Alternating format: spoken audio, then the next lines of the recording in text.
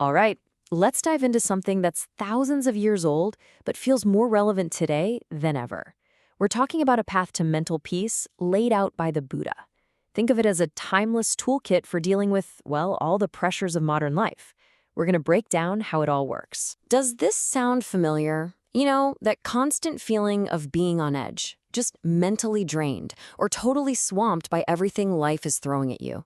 If you're nodding along, you are definitely not alone. It seems like these feelings are becoming a shared experience for so many of us. So, you might be wondering, why are we talking about ancient wisdom in our hyper-modern world?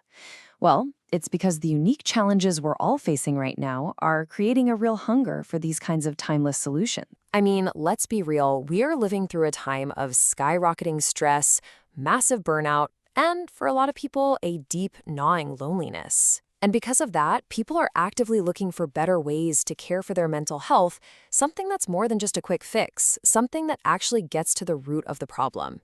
And that's exactly where this wisdom comes in. So, what is the foundation of this whole approach? It's a framework called the Four Noble Truths. And really the best way to think about it isn't as some heavy religious text, but more like a super clear, logical diagnosis of the human condition. At the very heart of this is the concept of dukkha. Now, it's often translated as suffering, but it's actually much broader than that.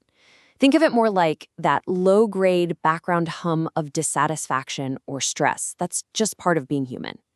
And here's the key insight. Just accepting that these feelings are normal, that's the first step. It takes away so much of the shame. This framework unfolds kind of like a doctor's diagnosis for your mind. First, the diagnosis itself. Let's just acknowledge that this stress, this dukkha, exists. Second, we identify the cause. A lot of the time, it's our own craving for things to be different than they actually are. Third, here's the good news, the prognosis. We can actually end this struggle by letting go of that craving. And finally, the prescription. There is a practical step-by-step path to get there. Okay, so a path exists. But what does that actually look like day to day? Well, that path includes a set of really practical tools we can all use to find a little more calm in our own minds. The first tool is all about what's called right thought. Just look at the contrast here. On one side, you have the harmful stuff, getting stuck in a loop thinking about the past, which often leads to depression, or constantly worrying about the future, which just fuels anxiety. But on the other side, you have helpful thinking, consciously shifting your focus to things like kindness and self-compassion. I absolutely love this metaphor. The practice is about actively choosing to replace those repetitive, negative thought patterns with more gentle ones. You're not trying to fight the thought or wrestle it into submission. You're just changing the channel.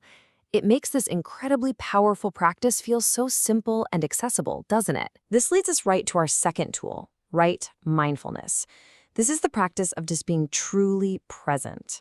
And the goal isn't to stop your thoughts. That's a common myth. It's to observe them without getting completely swept away.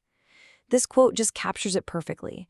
You learn to see feelings like anxiety or sadness as temporary weather patterns, passing clouds, rather than permanent parts of who you are. The third tool, non-attachment, is all about the freedom you get from letting go. Now, this doesn't mean becoming cold or indifferent, not at all. It means accepting that everything, good moods, bad moods, life situations, is temporary. It's about letting go of the need for everything to be perfect and releasing those rigid expectations we put on ourselves and on others. And when you do that, wow, it creates this incredible sense of lightness. Now, holding all of these tools together is one foundational principle. And honestly, it might just be the most important one of all, self-compassion. Just think about it. When we feel anxious or depressed, what's our first instinct? So often, it's to criticize ourselves. We get angry at ourselves for feeling bad in the first place. This practice flips that entire script. Instead of judgment, you offer yourself kindness. You just acknowledge your own pain with understanding. It's the ultimate act of being on your own team. So, why should we trust that these ancient ideas actually work? Well, because modern science is finally catching up and confirming just how effective they are. Let's look at that direct connection. And here's where the ancient and modern worlds just click together. The teaching of right mindfulness is basically the direct ancestor of modern science-backed therapies like mindfulness-based stress reduction, or MBSR. And that practice of mindfully observing your thoughts, that's a cornerstone of mindfulness-based cognitive therapy, or MBCT. These are now standard, highly successful treatments for stress, anxiety, and depression. When it comes right down to it, this wisdom has endured because it works on such a deep, fundamental level. It normalizes our struggles, which takes away the shame. It gives us practical, real tools to calm our own minds. And it builds genuine resilience by teaching us to accept the one constant in life, that everything changes. So what's the takeaway here? It really boils down to these three simple but incredibly powerful actions.